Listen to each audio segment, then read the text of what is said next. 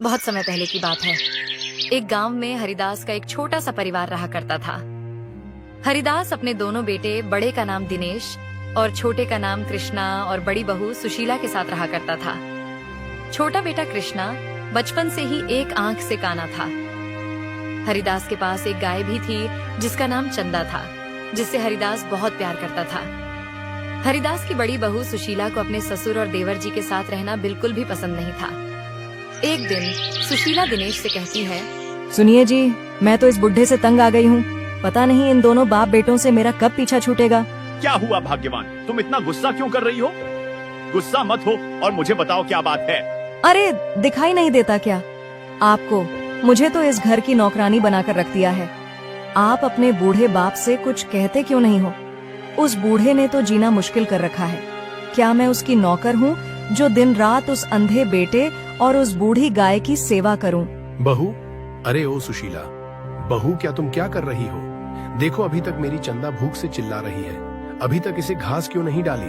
आ रही हूँ। क्या हुआ, क्यों गला फाड़ रहे हो? थोड़ी देर के लिए शांति नहीं रख सकते हो क्या? अरे इतनी ही फिक्र है तो खुद ही क्यों नहीं घास डाल लेते? अरे बेटी, मेरे इस बूढ़े शरीर में इतनी शक्ति होती तो मैं तुमसे कभी नहीं कहता। मैं बूढ़ा हो चुका हूँ, धीरे धीरे शरीर साथ छोड़ रहा है। तुम बूढ़े हो तो मैं क्या करूं? मुझसे पूछकर बूढ़े हुए थे? क्या तुम मुझे इतना परेशान क्यों करते हो? पूरा दिन मुझ पर चिल्लाते रहते हो, कभी यह करो कभी यह करो। अरे बहू, मैंने तो सिर्फ तुम्हें घास डालने को बोला। तुम मुझे इतनी बातें क्यों सुना रही हो? और दिनेश कहाँ है? वो अभी सो रहे हैं। क्या हुआ पिताजी, सुबह सुबह सुशीला पर क्यों बरस रहे हो? अरे नहीं नहीं बेटा, मैं कहाँ गुस्सा कर रहा हूँ। मैंने तो बस सुशीला से बोला कि चंदा को घास डाल दे, लेकिन वो मुझे ही सुनाने लगी। तभी वहाँ हरिदास का छोटा बेटा कृष्णा आता है। क्या हुआ पिताजी, सुबह सुबह क्या बात हो रही है? बेटा तू इतनी सुबह सुबह कहाँ गया था? पिताजी, मैं खेत के काम से बाजार गया था। अरे दिनेश, तुझे शर्म नहीं आती है क्या? जो कृष्णा से ऐसी हालात में काम करवा रहा है, इसे वैसे भी एक आंख से दिखाई नहीं देता। अगर इसे कुछ हो जाता तो? अपने छोटे बेटे को लेकर पिताजी कुछ ज्यादा ही चिंता में हैं। अरे पिताजी, इसे एक आंख से दिखाई देता है ना, थोड़ा काम कर लेगा तो बीमार थोड़ी पड़ जाएगा। ये थोड़ा बहुत काम करेगा तो इसकी सेहत भी अच्छी रहेगी और बीमार भी नहीं पड़ेगा। भैया सही कह रहे हैं पिताजी, आप मेरी चिंता मत कीजिए, मैं ठीक हूँ। आप जाकर नहा धो लीजिए, तब तक मैं चंदा को घास डाल देता हूँ। हरिदास को अपने छोटे बेटे कृष्णा की बहुत चिंता होती थी, क्योंकि उसका बड़ा बेटा और बहू सुशीला कृष्णा को बिल्कुल भी पसंद नहीं करते थे। इसलिए हरिदास चाहता था कि उसके जीते जी कृष्णा की शादी एक बहुत अच्छी लड़की से हो जाए। एक दिन हरिदास अपने पुराने दोस्त धनीराम से मिलता है। क्या हुआ हरिदास भाई, आज तुम बहुत दिनों बाद मुझसे मिलने आए हो? अरे हाँ भाई धनीराम, मैं मेरे बेटे कृष्णा के विवाह के संबंध में बात करने आया हूँ। मैंने सुना है कि तुम अपनी बेटी के लिए एक अच्छा सा परिवार ढूंढ रहे हो। अरे हाँ भाई हरिदास, मैं अपनी बेटी मधु के लिए अच्छा सा घर परिवार ढूंढ रहा हूँ। अच्छा घर मिलते ही मैं बेटी की शादी करवा दूंगा, जिससे मैं टेंशन फ्री हो जाऊं। भाई धनीराम, मैं सोच रहा था कि हमारी पुरानी दोस्ती को क्यों ना हम रिश्तेदारी में बदल दें, जिससे दोनों के परिवार में खुशी बनी रहे। आप क्या कहना चाहते हैं हरिदास भाई? मैं समझा नहीं भाई, जो भी बोलना है तुम साफ साफ बोलो। अरे भाई धनीराम, तुम अपनी बेटी के लिए अच्छा सा लड़का ढूंढ रहे हो, पर मैं अपने बेटे के लिए अच्छी सी लड़की देख रहा हूँ, तो क्यों ना तुम अपने बेटी की शादी मेरे बेटे से करा दो। अरे भाई हरिदास, ये तुम क्या कह रहे हो? कहाँ मेरी बेटी मधु और कहाँ तुम्हारा काना बेटा कृष्णा? ऐसा मत बोलो धनीराम, मेरे बेटे में भला क्या कमी है? क्या कमी है? मेरे बेटे को खेती बाड़ी का सारा काम आता है और बहुत मेहनती और ईमानदार भी है। यह क्या कह रहे हो धनीराम? मैं तुमसे यह नहीं चाहता था। भले ही मेरा बेटा एक आंख से अंधा है, मगर तुम देखना, मैं अपने बेटे का विवाह बहुत सुंदर कन्या से कराऊंगा। क्या हुआ पिताजी, मैं कुछ दिनों से देख रहा हूँ आप बहुत परेशान हैं। कोई बात है? पिताजी, आपकी तबीयत तो ठीक है ना? बेटा कृष्णा, मैं बस इतना चाहता हूँ कि मेरे जीते जी तेरा विवाह एक अच्छी कन्या से हो जाए। अगर मुझे कुछ हो गया तो पता नहीं तेरा क्या होगा। अरे पिताजी, आप इतना चिंता क्यों करते हो? ये सब बातें छोड़िए और आराम कीजिए। मैं खेतों की तरफ जा रहा हूँ। सूर्यास्त होने का समय हो जाता है। क्या हुआ भाग्यवान, आज इतनी खुश दिखाई दे रही हो? मुझे भी तो बताओ, ऐसी क्या बात है जो तुम आज इतनी खुश नजर आ रही हो मुझे?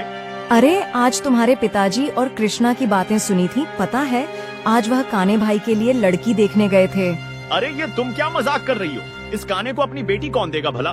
अरे मुझे तो बस उस दिन का इंतजार है जब तुम्हारे पिताजी का देहांत हो जाएगा और तुम्हारे छोटे भाई को हम नौकर बना के रखेंगे। हाँ भाग्यवान, तुम सही कह रही हो। मुझे भी उसी दिन के इंतजार है। पिताजी की जायदाद तो हमने चालाकी से हड़प भी ली है। अगले दिन कृष्णा चंदा को लेकर जंगल में घास चराने के लिए लेकर जाता है। चंदा, तू यहीं आसपास ही रहना, कहीं दूर मत जाना। मैं यहीं पर पेड़ के नीचे बैठा हूँ।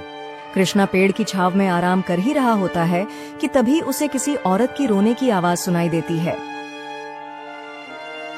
अरे अरे, ये किसकी आवाज है रोने की?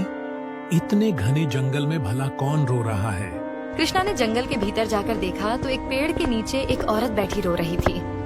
कृष्णा को यह सब थोड़ा अजीब लगा और उसने उस औरत के पास जाकर कहा, अरे सुनो, तुम क्यों रो रही हो? तुम कहाँ रहती हो और तुम्हारा नाम क्या है? जी, मेरा नाम सीता है। मैं यहीं पास के एक झोपड़ी में अपनी बूढ़ी दादी के साथ रहा करती थी। मेरे माता पिता बचपन में ही छोड़कर चले गए और अभी कुछ दिन पहले ही मेरी बूढ़ी दादी भी मुझे इस दुनिया में छोड़कर चली गई। अब मैं बिल्कुल अकेली हो गई हूँ। मुझे यह अकेलापन अंदर ही अंदर खाए जा रहा है। अब मैं भी नहीं जीना चाहती हूँ, मगर तुम कौन हो और तुम्हारे आँखों को क्या हुआ है? जी, मेरा नाम कृष्णा है। मैं यहीं पास के गांव में रहता हूँ। मैं जन्म से ही एक आंख से अंधा हूँ। मैं तुमसे एक बात पूछना चाहता हूँ। मुझे तुम बहुत पसंद आई। क्या तुम मुझ जैसे काने से विवाह करना चाहोगी?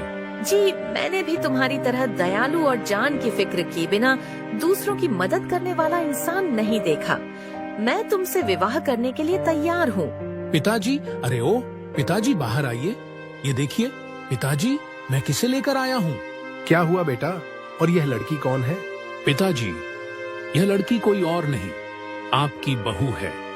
मैंने इसे अपनी पत्नी के रूप में स्वीकार कर लिया है। आज से यह मेरी पत्नी और आपकी बेटी है। ये क्या कह रहे हो देवर जी? मुझे कुछ भी समझ नहीं आ रहा है। बेटा कृष्णा, तुम दोनों की जोड़ी तो बहुत अच्छी लग रही है। सुशीला, तुम खड़ी खड़ी क्या देख रही हो? अंदर जाओ और आरती की थाली लेकर आओ। स्वागत करो मेरे बच्चों का। खबरदार, जो मेरे घर में अपने काले कदम रखे तो। भाभी, आप यह क्या कह रही हो? और नहीं तो क्या पता, नहीं किस डायन से शादी कराए वो। ना तो इसके परिवार का पता है और ना ही इसके खानदान का। सुशीला बहू, यह तुम क्या बोल रही हो? यह घर की बहू है, भला यह घर में क्यों नहीं आएगी? इस घर पर जितना तुम दोनों का हक है उतना ही इन दोनों का भी है। पिताजी, आप भूल रहे हैं कि आपने आपकी पूरी संपत्ति मेरे नाम कर दी थी। दिनेश, यह तू ठीक नहीं कर रहा है बेटा। मैंने तुझ पर बहुत भरोसा करके सारी संपत्ति तेरे नाम की थी। पिताजी, आपने हमारी आधी से ज्यादा संपत्ति तो कृष्णा के इलाज में नहीं उड़ा दी, इसीलिए कृष्णा का हिस्सा तो उसे पहले ही मिल चुका है। भैया बस कीजिए, बस कीजिए। आप लोग अब झगड़ा मत कीजिए और चलिए यहाँ से। कृष्णा बेटा, मैं भी तेरे साथ चलूंगा। अब मैं एक पल भी इस घर में नहीं रुक सकता। भैया, कम से कम पिताजी की उम्र का तो लिहाज कीजिए। कम से कम उन्हें तो रख लीजिए। नहीं नहीं बेटा, अब यहाँ बोलेगा तो भी मैं नहीं रुकूंगा। हाँ हाँ, जाओ ना। वैसे भी तुम लोगों को यहाँ रोकना कौन चाहता है? भैया, मुझे आपसे कुछ भी नहीं चाहिए। बस मुझे हमारी चंदा को दे दीजिए। पिताजी ने उसे बहुत छोटे से पाला है। उन्हें बहुत लगाव है चंदा से। हाँ हाँ, इस बूढ़ी गाय को भी अपने साथ ले जाओ। वैसे भी तुम लोगों के जाने के बाद इसकी देखभाल कर। अरे वाह जी, ये तो एक तीर से दो निशाने हो गए। तुम्हारा भाई तो अपने साथ साथ तुम्हारे बूढ़े बाप को भी ले गया। हाँ भाग्यवान, अब तो यही देखना है कि ये लोग जाते कहाँ हैं। इधर तीनों जंगल में एक पेड़ के नीचे बैठे हुए होते हैं। मुझे माफ कर दो सीता। मुझे तो लगा था कि मैं तुमसे विवाह करके मैं तुम्हें अच्छी जिंदगी दे पाऊंगा। अजी, ऐसा मत कहिए। मेरी ही किस्मत खराब है जो मेरे कारण आपको और आपके पिताजी को घर से बेघर होना पड़ा। अरे नहीं भाग्यवान, इसमें तुम्हारी कोई गलती नहीं है। मुझे माफ करना बेटा, आज मेरी ही गलती के कारण तुम दोनों को घर से बेघर होना पड़ा। अरे नहीं पिताजी, आप भी एक ऐसी बातें कर रहे हो। मगर पिताजी, मुझे समझ में नहीं आ रहा है कि अब हम कहाँ जाएंगे, और हमारे साथ तो हमारी चंदा भी है। आप लोग चिंता मत कीजिए, मैं आप लोगों को मेरे घर लेकर चलूंगी। मैंने आपको बताया था ना कि मैं इसी जंगल में एक झोपड़ी में रहा करती थी। हम तीनों और चंदा वहीं रहेंगे। हाँ बेटा, कृष्णा बहू बिल्कुल ठीक कह रही है, हमें वहीं चलना चाहिए। इतना कहकर वे सभी सीता की झोपड़ी की ओर चले जाते हैं। जी यही है मेरी छोटी सी झोपड़ी, यहीं पर मैं मेरी बूढ़ दादी के साथ रहा करती थी। पिताजी आज से हम लोग यहीं पर रहेंगे, अब आप बिल्कुल भी चिंता मत कीजिए। सीता, हमें रहने के लिए छत तो मिल गई है, लेकिन हम लोग क्या खाएंगे? हमारे पास तो कोई रोजगार भी नहीं है। मेरे बच्चों, तुम बिल्कुल भी चिंता मत करो, तुम लोग जंगल से कुछ मिट्टी ले आना, हम लोग मिट्टी की मूर्ति बनाकर बेचेंगे। मेरे दादा परदादा मिट्टी की मूर्ति बनाकर बेचा करते थे, इसलिए मुझे भी थोड़ी मिट्टी की मूर्ति बनाने आती है। पिताजी, यह तो बहुत अच्छा उपाय है। ठीक है पिताजी, कल से हम काम करेंगे। अगले दिन से तीनों मिट्टी के बर्तन और मूर्तियां बनाने लग जाते हैं और कृष्णा सारे बर्तनों को बाजार में बेचने ले जाने लगता है। इसी तरह तीनों की जिंदगी खुशी खुशी गुजरने लगती है। और एक दिन जब कृष्णा बाजार में मिट्टी की मूर्तियां बेच रहा होता है कि तभी उसके पास उसका बड़ा भाई दिनेश आता है और उससे कहता है, भाई भाई, मेरी मदद करो, मेरी सहायता करो। तुम्हारी भाभी की तबीयत बहुत ही ज्यादा खराब है, मेरी सहायता करो। भाई क्या हुआ? भाभी को क्या हुआ, मुझे बताइए। भाई, तुम्हारी भाभी काम करते करते अचानक से बेहोश हो गई और मेरे पास इलाज के लिए बिल्कुल भी पैसे नहीं बचे हैं, तो क्या तुम मुझे थोड़े से पैसे दे सकते हो? क्यों नहीं भैया, मैं भी चलता हूँ आपके साथ, आपके घर।